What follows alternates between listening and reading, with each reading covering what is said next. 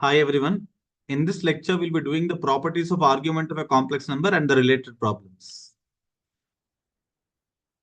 So whenever you write a complex number as z equal to r into cos theta plus I sin theta, so this is called mod amplitude form where modulus of z is r and argument of the complex number z is theta, and this should lie between the interval minus pi to plus pi. So it should actually lie between minus pi to plus pi. So if you are writing closed here, you can remove it here. Open, because minus pi and pi will be at the same point only. So now the first property that you're going to write is, if you write down argument of z bar, this will be equal to minus argument z. Sometimes when you apply the property, the answer that you get may not lie in this interval. To balance it, we always add 2k pi, where k can be any integer of the form 0 plus or minus 1 plus or minus 2, etc. So what does this mean? So if I take k0, that means I need not add anything. The answer is already in the interval minus pi to pi.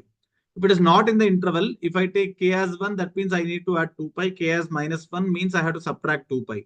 Or if I take k as 2, I need to add 4 pi. K as minus 2, I need to subtract 4 pi.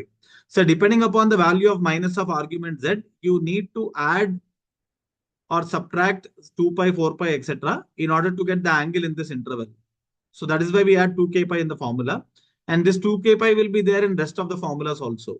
So the second formula would be, if it is argument of z1, z2, this will be argument z1 plus argument z2. And even here, you can add 2k pi where k lies in the same interval. And the third property would be, if it is division of complex numbers and you want to find the argument, you can write argument z1 minus argument z2 plus 2k pi again, where k will be any integer value. Then fourth result, if it is argument of z power n. So mostly these properties are looking similar to the properties of logarithms. So n times argument of z plus 2k pi, where k is any integer again.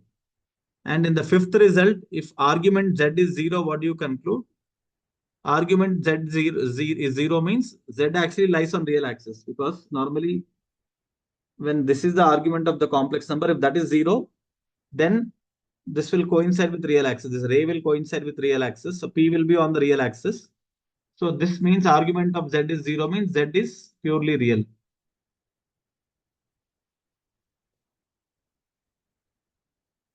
With real part of z positive. And suppose if argument of z is pi, so the point P lies on this side, the argument will be pi means z is purely real, of course, but it will be on the negative side. So real part of z will be negative. We can conclude this. And seventh result, if argument of z is pi by 2, what do you conclude? So basically z is purely imaginary. Z is purely imaginary. And imaginary part of z will be greater than 0. And if argument of z is minus pi by 2, z is purely imaginary. Imaginary part of z will be negative in this case. So these are all the properties of argument. Now let us look at the problems of this topic. So we'll start doing one by one. The first question is, if z1 and z2 are two non-zero complex numbers, so that this condition is satisfied, what is argument z1 minus argument z2? So let us start with mod z1 plus z2 equal to mod z1 plus mod z2. So you can also write the right hand side as r1 plus r2, where r1 is mod z1, r2 is mod z2. So square it on both sides, we get mod of z1 plus z2 whole square equal to r1 plus r2 whole square. And already in properties of modulus, I gave a formula for the expansion of this, r1 square plus r2 square plus 2r1 r2 cos of theta 1 minus theta 2. What are theta 1 and theta 2 here? They are argument z1 and argument z2 only. Equal to, in the right hand side, when you expand r1 plus r2 whole square, you'll get r1 square plus r2 square plus 2r1 r2. So cancel out r1 square and r2 square. You will now get 2r1 r2 cos of theta 1 minus theta 2 equal to 2r1 r2. Cancel 2r1 r2 on both sides. You will get cos of theta 1 minus theta 2 as 1. And when is the value of cos 1 for 0 degrees, which means theta 1 minus theta 2 is equal to 0. But you know that theta 1 represents argument z1 and theta 2 represents argument z2. So argument z1 minus argument z2 is therefore equal to 0. So the required answer for this is option D. This was again quite simple. Let's move on to the next question. If amplitude of z minus 1 by z plus 3 is pi by 3, then z represents a point on. So basically, when you are given amplitude like this, basically if you are represented, you can draw two vectors. So let's say, for example, if this is z1, this is some z2, and this is z3, the angle between two vectors can be represented as argument of difference in affixes of this final vector. Like when you rotate like this, the final vector is the one joining z1 and z3. So you can write z3 minus z1. So just like coordinates in coordinate geometry, here we use the word affix. So whenever you rotate one vector to get another vector in anti-clockwise sense, argument of difference in affix of final vector by difference in affix of initial vector. Second point minus first point you should write. So basically for a vector, you write final point minus initial point. This is equal to angle between them. So now using this concept, if I consider the vector joining z and 1, z and minus 3, the angle between the vectors would be pi by 3. So if I draw, for example, some circle like this. So if I consider 3 points which can form a triangle. So let me just erase and draw it. So 3 points which can actually form a triangle. So the common point is z. So the final vector has to be the one in the numerator, z minus 1. So let us take 1 this side. Initial vector should be z minus of minus 3 because there is z plus 3. So this angle is pi by 3. So argument of z minus 1 by z plus 3 is pi by 3 means the angle between the vectors should be pi by 3. The angle between the vectors, if I name this as AB, PA and PB should be pi by 3. And this can be pi by 3 at some other point also on the circle because it need not be fixed. Angles in same segment of a circle are equal. So if this is pi by 3, P can be here also or P can be here also. But in case if you choose P here, then it won't be pi by 3. In this case, it will be 2 pi by 3. So it cannot be on this segment. It can't be on this. It should be on the upper part. So this is basically the major arc of the circle. So since we are not given major arc, the locus of P represents a point actually on major arc of a circle. So if you are given circle and major arc, both will mark major arc. Since major arc is not there, we can mark circle as an answer here because that is a part of the circle only. It represents a point on the circle, of course, and in particular, it is major arc of the circle. So then let's do question number 23. If mod of z minus 25 is less than or equal to 15, what is the value of mod of max of argument z minus minimum of argument z? First of all, what does this mean? Z lies on or inside the circle. Because equal to is there, it can be on the circle. Less than is there, it can be inside the circle. On or inside the circle. With center at 25i. With center at 25i. And radius equal to 15. So center lies on imaginary axis at a distance of 25 from origin above.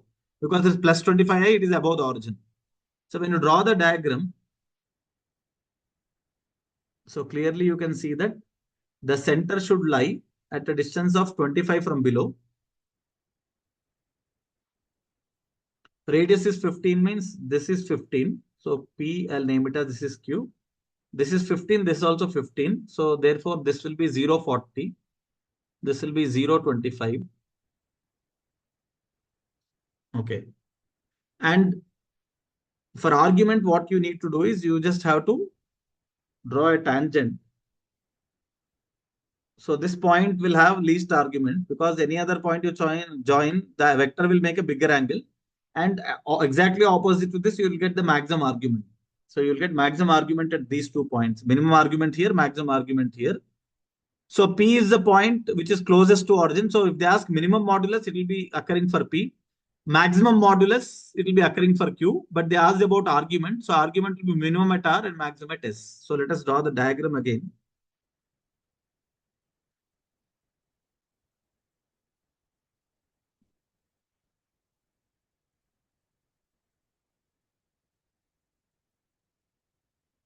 So let me just draw a tangent like this. The argument will be minimum here at R. exactly opposite to that here, you'll have maximum argument because the angle will be greatest there. So suppose if this angle is beta, this will be beta by symmetry. This is alpha. Alpha plus beta is 90. So we already know this is 0, comma 25 and this is 0, comma 40. If you join this radius is perpendicular to tangent and this is 15, 15. Okay.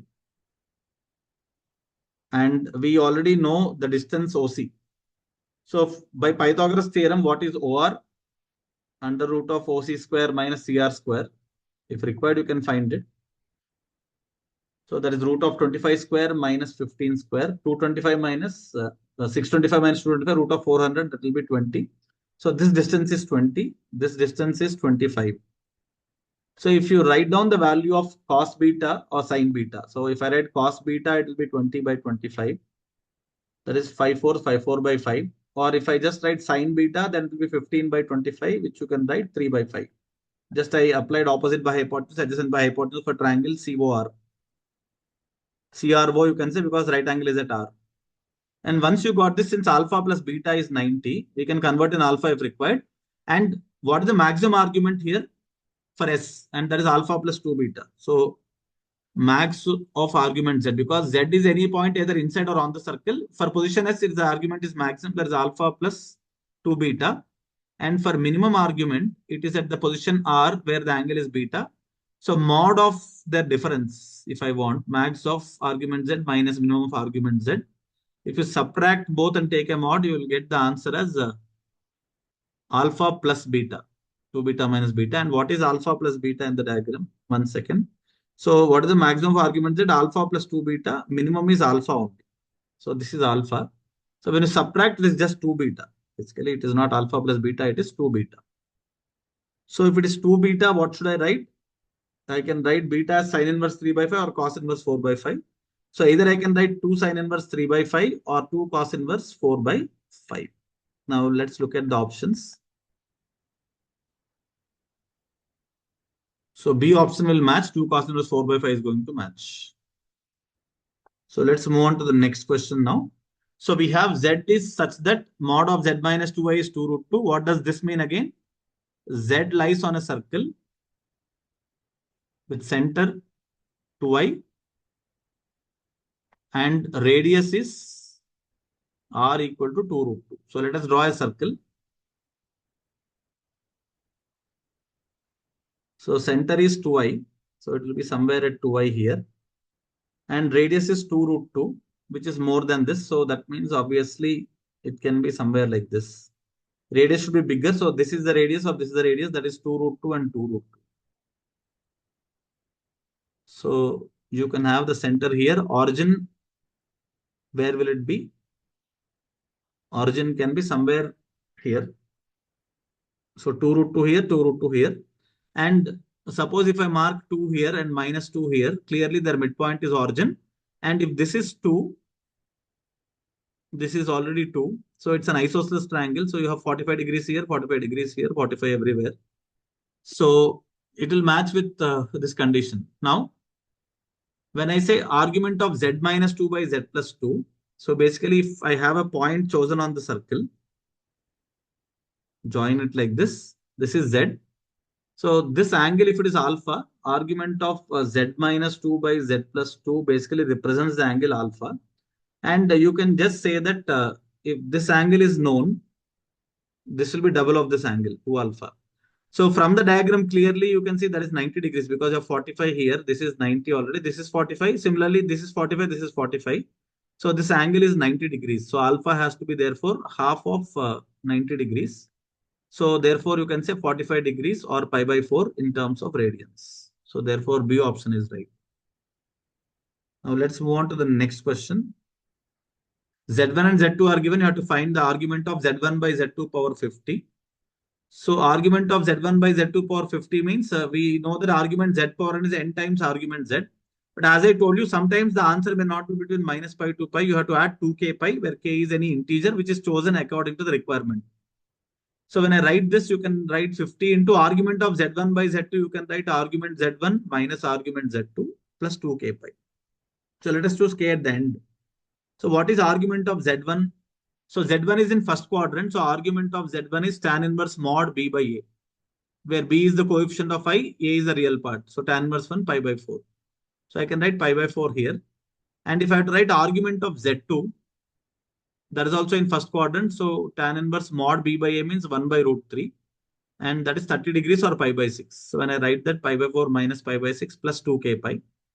So 50 into, if you take LCM, you'll be getting the LCM of 4 and 6 as 12. So you'll get 3 pi minus 2 pi plus 2k pi. So this is 50 pi by 12 plus 2k pi. And if you cancel out, you'll get with 225 is a 2, 6 are 25 pi by 6 plus 2k pi. Now this value is not between minus pi to pi. So if you are choosing k is equal to minus 4, then the required value argument of z1 by z2 power 50 would become 25 pi by 6 minus, I'll take k as 2, that would be better, minus 2. So then it will be minus 4 pi. So that will become 25 pi minus 24 pi, and you'll get pi by 6, which belongs to minus pi to plus pi. So if it is within this interval, it is correct. So that means the required answer has to be pi by 6. So whenever your argument answer is not between minus pi to pi, we add 2k pi, where k can be chosen according to convenience. So when I take minus 2, I'm getting it in this interval. So k can be taken as minus 2. Based, if it doesn't satisfy, you can take minus 1, minus 3, plus 3, all those things. So basically, k can be any integer which is chosen according to the convenience, so that the final answer should lie between minus pi to pi. And here it works out for k equal to minus 2. So with this, we complete the properties of argument. I think one more question is left out. Let us finish this also. So Z1 and Z2 satisfy this equation. And argument of Z1 minus Z2 is pi by 4. You want imaginary part of Z1 plus Z2. So let us first simplify this equation. Z plus Z bar is equal to 2 times mod of Z minus 1. If Z is X plus Iy, you know that the conjugate is Z bar, which is X minus Iy. When you add them, Z plus Z bar is 2X. So LHS is 2X. In the right hand side, you'll get 2 times mod of Z minus 1, which means X plus Iy minus 1. And that is same as 2 times mod of X minus 1 plus Iy. Now cancel this 2 on both sides. And then you can write X is equal to, what is the modulus of a complex number? A plus Ib root of A square plus B square. You will get root of X minus 1 whole square plus Y square. Squaring on both sides gives you X square equal to X minus 1 whole square plus Y square. And if you actually simplify this, you may get a parabola. So that is x y square equal to x square minus x minus 1 whole square. If you simplify the right hand side, it will be a square minus b square. A plus b would be 2x minus 1. A minus b would be 1. So it actually gives a parabola. So z lies on a parabola. And z1 and z2 satisfy, it means they are points on parabola. So y square equal to 2x minus 1 is the locus of z, you can say. So let z1 equal to x1 plus iy1. Z2 equal to x2 plus iy2. So Z1 and Z2 satisfy this equation 1. Therefore, you can say y1 square equal to x1 minus 1 and y2 square equal to 2x2 minus 1. Because x1, y1, x2, y2 should satisfy this equation. Now just subtract them, you'll get y1 square minus y2 square equal to 2 into x1 minus x2. And if you factorize this, you will get y1 plus y2 into y1 minus y2 in LHS equal to 2 times x1 minus x2 in RHS. Now let's go back and see they gave a condition that argument of z1 minus z2 is pi by 4. Let's use that. So now we have argument of z1 minus z2 is pi by 4. So basically what is z1 minus z2 when you subtract? It is x1 minus x2 plus I times y1 minus y2. So since we don't know whether the real and imaginary part are positive or not, we'll take the first case. Argument is tan inverse of y1 minus y2 by x1 minus x2. That should be pi by 4. So therefore, y1 minus y2 by x1 minus x2 should be tan pi by 4, which is 1, which means y1 minus y2 is same as x1 minus x2. Now, if you are applying this condition here, what will you get? Y1 plus y2 into y1 minus y2 is equal to 2 times the x1 minus x2 there can be replaced with y1 minus y2 itself. Y1 minus y2 itself. And you can cancel this because y1 not equal to y2. They're different imaginary parts of different complex numbers. So they are different. So y1 plus y2 is 2. But you know that y1 is imaginary part of z1 and y2 is imaginary part of z. So this sum is 2, or you can combine and write this as imaginary part of their sum. So whether you add complex numbers, find imaginary part, or find their imaginary parts and add them, it would be the same. So you get the answer as 2. So we can therefore mark C as the answer.